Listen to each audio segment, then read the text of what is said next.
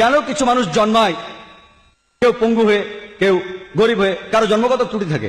এর উত্তর দেওয়া আছে পবিত্র কোরআনের সূরা মুলকের 2 নম্বর আয়াতে, আল্লাযী খালাকাল মাউতা ওয়াল হায়াতা। তিনি আল্লাহ জীবন আর মৃত্যু সৃষ্টি করেছেন পরীক্ষা করার জন্য তোমাদের। পৃথিবীতে তোমার জীবন একটা পরীক্ষা পরকালের জন্য, এবং তোমাকে দেয়া পরীক্ষার উপর ভিত্তি করে তোমার বিচার হবে। আর মহান স্রষ্টা এক একজনকে এক একভাবে বিচার করবেন। যখন আপনি কোনো পরীক্ষা দিতে বসেন, প্রত্যেক বছর পরীক্ষার প্রশ্নপত্র বদল হয়। যদি প্রশ্ন না বদলায় তাহলে পরীক্ষাটা কিসে? প্রতি বছর প্রশ্ন বদলাবে।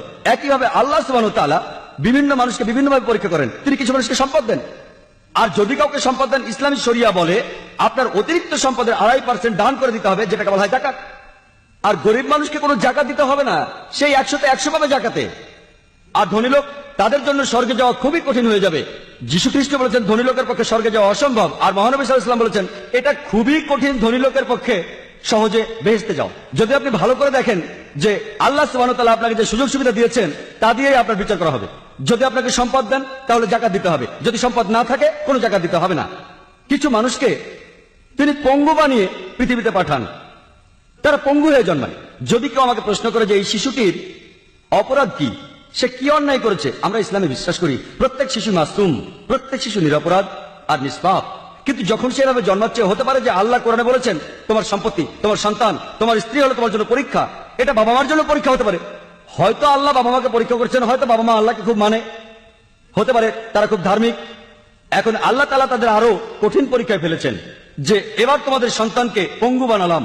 স্রষ্টা দেখতে চাইছেন এখনো সেই বাবা মা আল্লাহকে বিশ্বাস করে কিনা। আর পরীক্ষা যত কঠিন, পুরস্কারও তত বড়। যেমন ধরেন আপনি যদি বিএ, তার মানে গ্রাজুয়েশন পরীক্ষা দেন, এটা খুব সহজ। কিন্তু আপনি যখন মেডিকেল গ্রাজুয়েশন পরীক্ষাটা দেবেন, সেটা বেশ কঠিন। কিন্তু আপনি যখন এমবিবিএস পাস করবেন, নামের আগে লেখা হবে ডাক্তার, পরীক্ষাটা কঠিন। কিন্তু যখনই আপনি পাস করবেন আপনি ডাক্তার, সম্মানটা অনেক বেশি। পরীক্ষাটা যত কঠিন, পুরস্কার তত বড়। তাহলে আল্লাহ বিভিন্ন মানুষকে বিভিন্ন ভাবে পরীক্ষা করেন। একজন মানুষ পঙ্গু হয়ে জন্মেছে, তার মানে এই না যে সে আগের জন্মে অন্যায় করেছে, সে নিষ্পাপ। সে যে পঙ্গু, এটা হয়তো তার বাবা মায়ের জন্য পরীক্ষা, হতে পারে এটা তার নিজের জন্যও পরীক্ষা।